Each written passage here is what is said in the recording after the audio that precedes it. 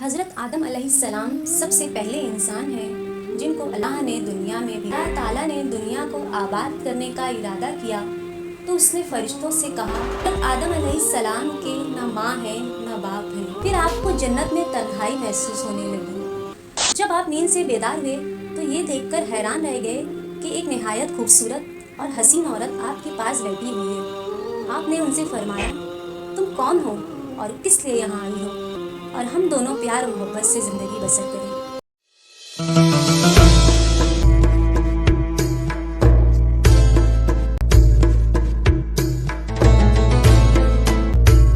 حضرت آدم علیہ السلام سب سے پہلے انسان ہیں جن کو اللہ نے دنیا میں بھیجا، اور سب سے پہلے نبی آپ ہیں۔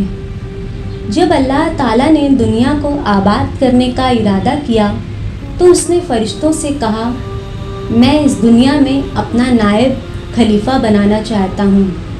فرشتوں نے کہا، اے اللہ، تو دنیا میں ایسے شخص کو نائب بنانا چاہتا ہے جو خرابیاں کرے اور خون کرتا پھرے۔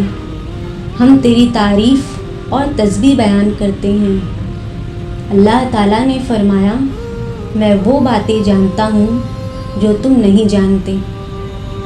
حضرت آدم علیہ السلام کے نہ ماں ہے نہ باپ ہے، بلکہ اللہ تعالیٰ نے ان کو مٹی سے پیدا کیا ہے۔ اللہ نے حضرت اسرائیل علیہ السلام کو حکم دیا کہ زمین سے ایک مٹھی مٹی لائیں۔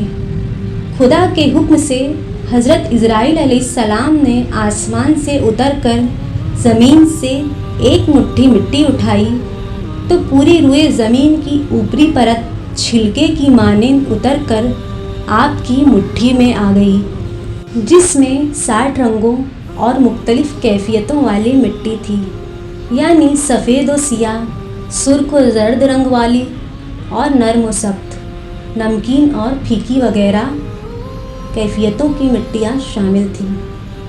پھر اس مٹی سے حضرت آدم علیہ السلام کا پتلا بنا کر جنت کے دروازے پر رکھ دیا، جس کو دیکھ کر فرشتوں کی جماعت تعجب کرتی تھی، کیونکہ فرشتوں نے ایسی شکل و صورت کی کوئی مخلوق نہیں دیکھی تھی۔ پھر اللہ تعالیٰ نے اس پتلے میں روح کو داخل ہونے کا حکم فرمایا۔ جب روح داخل ہو کر نتنوں تک پہنچی تو آپ کو چھینک آئی، اور جب روح زبان تک پہنچ گئی تو آپ نے الحمدللہ پڑھا۔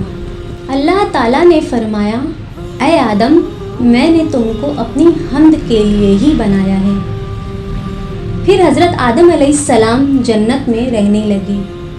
پھر آپ کو جنت میں تنہائی محسوس ہونے لگی۔ اللہ تعالیٰ نے آپ پر نیند کا غلبہ فرمایا اور آپ گہری نیند میں سو گئے۔ تو نیند کی حالت میں آپ کی بائیں پسلی سے اللہ تعالیٰ نے حضرت حوا رضی اللہ عنہا کو پیدا فرما دیا۔